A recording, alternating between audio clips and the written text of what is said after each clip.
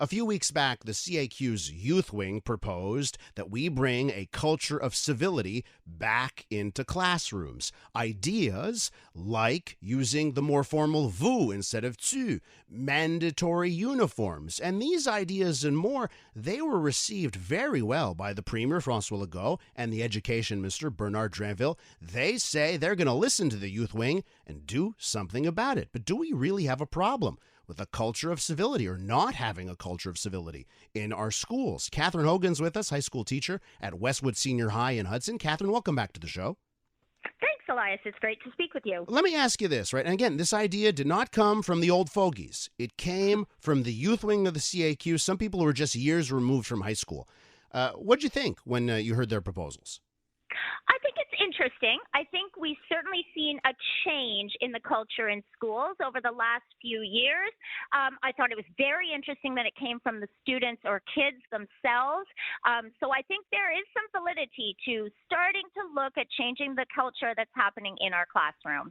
So what measures do you think, hey, you know what, maybe it sounds a little bit strict, but it might be a good idea? What piques your curiosity? Well, one of the things that I think people need to understand is that civility in the classroom really has to start at home. It has to have a base from their homes, from their parents. If parents speaking to us with respect, then in turn turns into their children speaking to us with respect. And I think it really needs to have a start at home, and then it will carry over into the schools. In the schools themselves, absolutely, we can enforce measures. We can ask students to refer to adults as vous. That's certainly very respectful. I think it's something that we really try to do at my school, especially. But these are small elements that will come after the base is set more in the homes. So just on one of those things, you talked about the parents, right? Mm-hmm. Part of this push, right, would have more serious penalties for bullies. And if there is a bully, the training would go to both the students and the parents of the bullies. What do you say to that? I like that idea, actually, because we have to understand that kids are learning these behaviors somewhere. They're learning somewhere that it's acceptable to speak to their peers in unkind ways. They're learning these things early on in their life, and then it's carrying out in the way they conduct themselves in their classroom. So I think it is really important to involve everybody in the process of trying to fix that problem. So, Catherine, what are you seeing? You know, every year must be something different. Have you seen firsthand, I don't know if it's a slow deterioration in front of your eyes? Yes, I would actually say that I have. I think that social media has changed a little bit what kids see as acceptable and how they speak with not only the adults around them, but with their peers as well. Because they're seeing on social media, more aggressive ways of speaking out or speaking your mind, which is not necessarily a bad thing, but sometimes it just comes across in ways that are more aggressive or a little bit inappropriate in the classroom. And it would be nice to kind of swing that pendulum back to where there was sort of just an underlying respect for the fact that you're in a classroom and these are your teachers and we are older and we speak to you with respect. So we hope that you speak respectfully to us as well. With Catherine Hogan, high school teacher at Westwood Senior High in Hudson. Catherine, does Westwood Senior High have a uniform? Actually, we do. We brought it in, I guess it was about 2 years ago now. We have just Westwood tops. The kids can choose the pants or skirts or shorts that they like to wear. And I have to say, I quite like it. I like looking out at my class and seeing all of our Westwood colors. I like the fact that it's sort of increased our school spirit a little bit. And I'm in student life, so I love that aspect about it.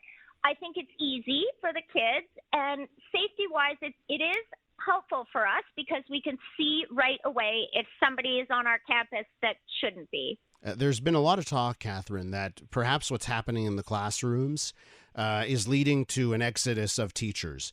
And some people are saying, maybe the government now is scapegoating, actually, right? There's actually other issues, but they're using the civility thing as a scapegoat for teachers leaving the profession. I would love your thoughts. Is there something to be said to teachers who are facing classes that just there's no respect and it's too much and they leave, or is there bigger issues at play when you look at the teachers who are leaving the profession? I think there are several issues at play, and I think if we look just at what's happening in the classroom, we would be overlooking some of the larger problems that are leading to teachers leaving the profession. However, I do agree that it is one of the problems, and I think that, yes, I think that there are teachers who, within that first 5 years, are feeling this might not be for me. This isn't what I necessarily thought it would be. And I think also teachers who are more at the end of their career are really able to see how things have changed over quite a long period of time. And they're a little bit frustrated, I think, with how things are declining in the classroom. And I guess this leads us to one other subject that we've talked about quite a bit, the smartphones, right? Smartphones in schools. And, obviously the directive was issued. There's talk that it should be even toughened up further, where there's just no cell phone use from the moment you arrive at school to the very end of the day, recess, all that kind of stuff. How's it going at your school in the current implemented measures? And do you see a benefit if you were to take it that step further? Yes. I think we could take it a step farther. We already had a cell phone ban in place at my school when the government imposed the cell phone ban. So we already had that in place during class time.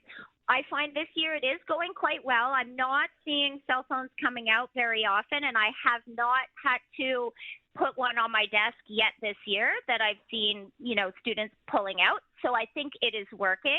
Although during the free time periods, I really would like to see us start to implement, no phones at recess or no phones at lunch, just to help the kids develop the social skills that they really lost during the period of COVID and when they were away from their friends. We absolutely see that as a repercussion. And so they've lost that ability to socialize a little. And certainly our introverted kids will then gravitate to their phones and interact less with their peers. And so I think there is some validity to trying to curb it in their free time as well, so that we can begin to teach them again how to socialize and how to be friends with each other and how to have some fun at school away from your phone. Catherine, we have to leave it there. Always a pleasure getting your insight. Thanks so much. It's a pleasure to speak with you, Elias. That's Catherine Hogan, high school teacher at Westwood Senior High.